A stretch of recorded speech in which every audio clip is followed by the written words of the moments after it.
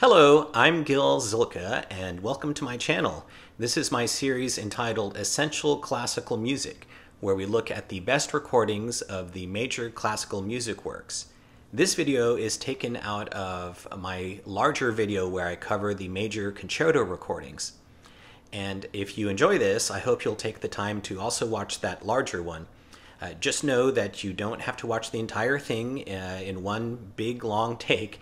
It is divided into chapters, so it's really easy to just click through and view whichever work you're curious about. So I hope you enjoy it. Now let's go to Beethoven, and I've added the bust here of Ludwig. He's kind of looking on the proceedings. The first concerto we're going to talk about with Beethoven, he wrote 5 piano concertos, of which the most popular are the final 3, starting with number 3. And number 3, actually, I'm going to play a little snippet, just the very beginning of it. It has this great, simple tune.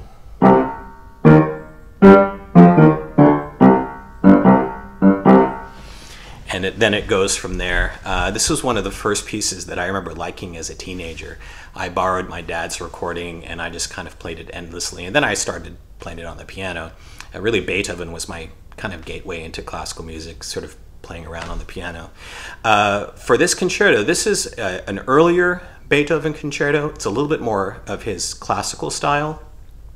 And my primary recommendation for this is Murray Perahia on piano, accompanied by Bernard Haitink with the Concertgebouw, recorded in 1986, I believe it was, somewhere in the mid-80s. And Perahia was a very, sort of a more gentle style, very classical style. And it really fits this work well. It's very cleanly articulated, beautifully artistic, and it's a great way to get into this concerto for the first time. Now, if you want something with a little bit more oomph, a little bit more drama, I would say there's Sviatoslav Richter on piano, accompanied by Kurt Zanderling and the Vienna Symphony. This is from 1963, fairly well recorded. And Richter was a very powerful pianist, just amazing virtuoso, who recorded just about everything in the repertoire. And this performance is, compared to Perahia, I'd say it's a little bit more of a more dramatic performance. So very, very powerful. And lastly, I will also recommend an older recording from a great Beethoven pianist, Solomon. His full name was Solomon Kuttner. He's a British pianist, but he went by the name Solomon. And here he's accompanied by Sir Adrian Boult and the BBC Symphony. This was recorded in 1944. It's more dim. It's a little bit muddy. There's some hiss, but the performance is really wonderful. Solomon, he was a very powerful, virtuosic pianist, but he was also especially known for being a real thinking pianist. He very artful. So it was the combination of those two qualities that really make him a great Beethoven pianist. And this is a performance, despite the sound quality, that you should not miss if you love this concerto. Okay, so that's the third. Now let's look at the fourth. The fourth is sort of compared, especially to the later fifth that we're about to come to. The fourth is a more, maybe sort of a gentler piece, a more lyrical piece. My primary recommendation for the fourth, it's a little bit of an older recording. It's still a stereo recording, but it's from 1957. This is with another Russian pianist, Emil Gilels. This is with Leopold Ludwig and the Philharmonia. Fairly well recorded. And Gilels was another great Beethoven pianist. You just can't go wrong with Gilels when it comes to Beethoven, because he combined power, this wonderful color, with an active mind and active imagination. And you really hear that here. The slow movement is just gorgeous, the way he paces it. So that's my primary recommendation for the fourth.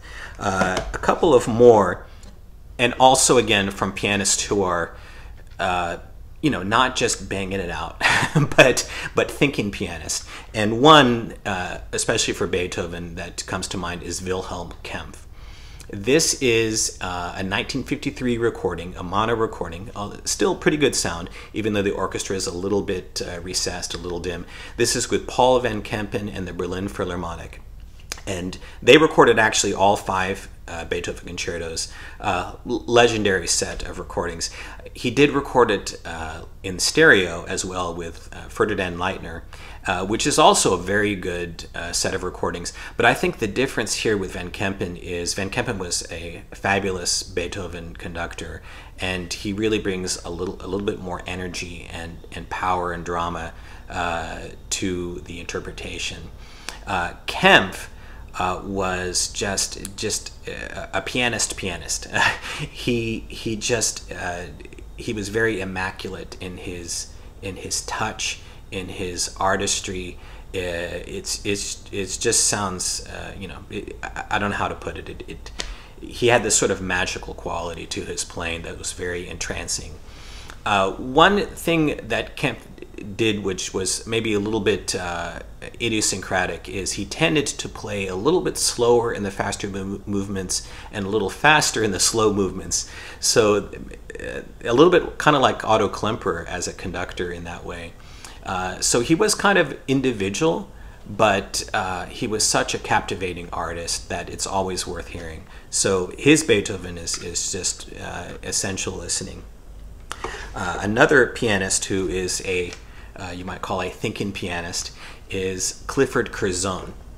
This recording is another mono recording. This is from 1954 with the Vienna Philharmonic and Hans Knappertsbusch conducting. This one is, Curzon was also very good at the classical repertoire. It has a wonderful slow movement.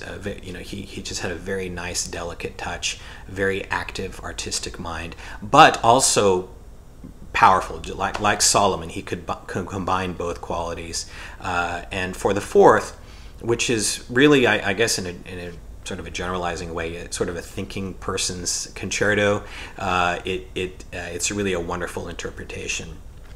As is another one of the absolute legendary Beethoven pianists, Arthur Schnabel, who, of course, did the pioneering set of Beethoven piano sonatas that display virtuosity, real powerful playing, but also especially at this imagination and this artistry, very kind of individual, which I think is something that really is essential in Beethoven. Beethoven, in my opinion, is not music that plays itself. And Schnabel did all 5 piano concertos, and this is a set from Pearl. Pearl tended to, in their historical transfers, there's a little bit more hiss, but you also hear things a little bit more naturally. Another really, really good remastering comes from Naxos. Naxos put out all these concertos as well. So this fourth, this is conducted by Sir Malcolm Sargent. This is with the London Philharmonic, 1933. And it's dim, there's hiss, but you want to hear Schnabel's artistry in this concerto. It's very powerful, very dramatic. But the artistry is just really off the charts. So that's a prime recommendation as well, despite the sound quality. All right, now let's move on to the Emperor Concerto, Concerto Number 5. This is undoubtedly Beethoven's most popular of his piano concertos, and it's also, I would say, as much a conductor's piece as it is a pianist piece. It's almost like a symphony with the piano added on. And so my first choice for this is actually a mono recording. I don't usually recommend mono recordings as first choices, but it's pretty good studio mono. And it's with 2 supreme Beethoven artists. Edwin Fischer on piano and Wilhelm Furtwängler conducting the Philharmonia. This is 1951. And right from the beginning, it's just so powerful and captivating, both of these artists are just on their game. Even though it's mono, it's pretty good mono. You know, sometimes once you get to like the mid-50s and you get into the stereo recordings, you get the stereo effect, but sometimes the balances are a little bit off and it sounds a little odd. Sometimes the earlier mono 50s recordings are actually better in some cases, just because it's just very natural. You know, there's just that one mic that's picking up everything, or that one location, I should say. So you hear it very naturally, and I would say that's the case of this recording. Very powerful, beautiful, beautiful slow movement leading to the great finale. So that's my first choice, but there are many great versions. As the case with any great piece, you're going to have lots of artists putting in their 2 cents. So for my next choice, I will say, going back into stereo land, again, Gilels. This is paired with that fourth I just mentioned, with Leopold Ludwig conducting. Again, very powerful, beautifully artistic, recorded fairly well. It's not as good as like the most modern recordings, but it's a pretty good sounding recording. If you do want something with a little more, a little better sound quality, then I recommend Leon Fleischer, an American pianist, with George Zell and the Cleveland Orchestra. This was recorded in 1961. And this has really good sound quality, and also you get, again, this is as much a conductor's piece as it is a pianist piece.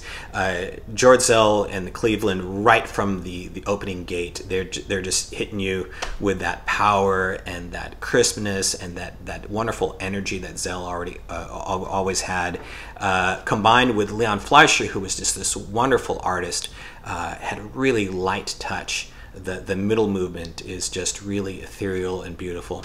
So this is a fantastic emperor as well. There are really so many that it's hard to say, you know, just one. A little bit more modern recording. It comes from, I mean, it's not, I guess, so modern anymore. 1989, what is that, like 34 years ago now. This comes from Stephen Kovacevic, and he's both playing and conducting the Australian Chamber Orchestra. Sound quality, of course, is excellent, and this is a little bit of a faster interpretation, a little bit more crisp. Of course, it's a chamber orchestra, so it's a little bit more clear textures, a little bit smaller scaled, very powerful. Kovacevic is another wonderful Beethoven performer.